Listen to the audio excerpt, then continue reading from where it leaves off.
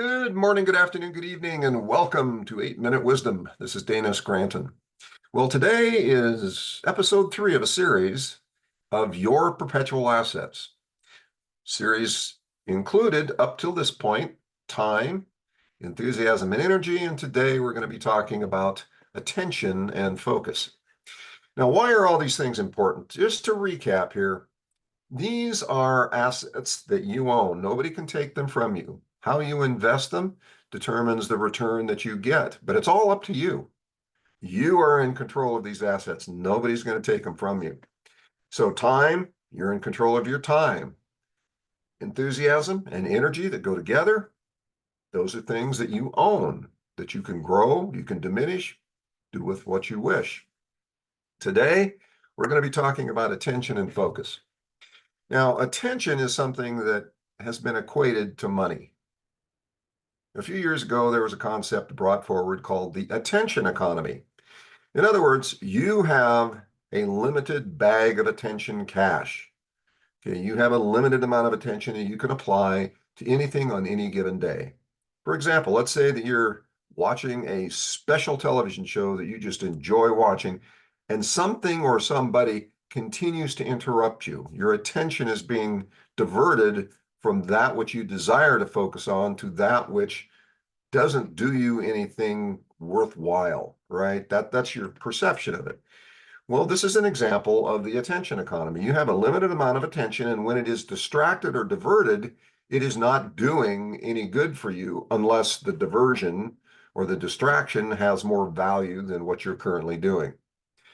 We live in an attention economy. You have a limited attention account. The world seeks to tap into your attention account and to drive you into overdraft mode. And that comes from all sorts of different sources. Now, we've talked about the institutions of society who vie to get your attention so they can tell you what to think, how to think, when to think, what to do, how to do, when to do, and all of these kinds of things. Well, that's part of this, but in reality, this is an asset you own. Your attention is something you own and you can apply however you so desire.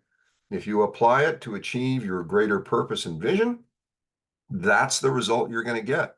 If you allow your attention to be diluted and distracted and diverted by all sorts of things around you, like information, Facebook scrolling, useless tangents, diversions like playing games.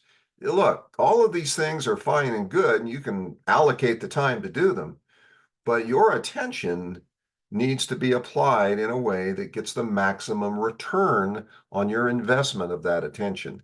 And that, universally, for most entrepreneurs, is simply focusing on the thing that is going to achieve your ultimate desires, purpose, and vision. Now, I just used the word focus, right? Attention, like time, is a critical element when you multiply it by the thing that makes attention work for you, and that is focus. You can put your attention on the screen in front of you. You can have the app open that you know you need to work on. When you focus on that app to produce the result that you desire, that will give you the outcome that translates into achieving and fulfilling your greater purpose and vision and desire, see, then the combination of attention and focus is working in your favor. But we begin with attention. Attention is an asset that you own. You have limited attention, but the value of every single increment of your attention is amplified by the level of focus that you put into it. And that focus, the value of focus, is when it is aligned with your greater goals and objectives and means of achieving those top level things like purpose, vision, and desire. So it's really kind of that simple. It's a discipline.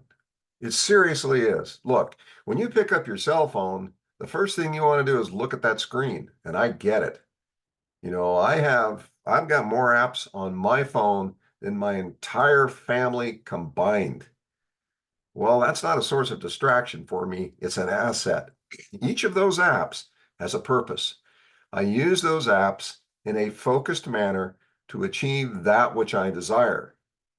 Now, I'm going to get distracted once in a while on purpose because every now and then your mind needs a break. So I have certain apps that I'll use as a means of moving me away from stagnation. Meditation apps, music apps, a few games that I like to play that are mental games. And that's okay. That's part of what you do to maximize the effectiveness of your attention and focus. So, time, enthusiasm and energy, focus, and attention. These are the things that we've kind of talked about up to this point, episodes 1, 2, and 3. Very critical.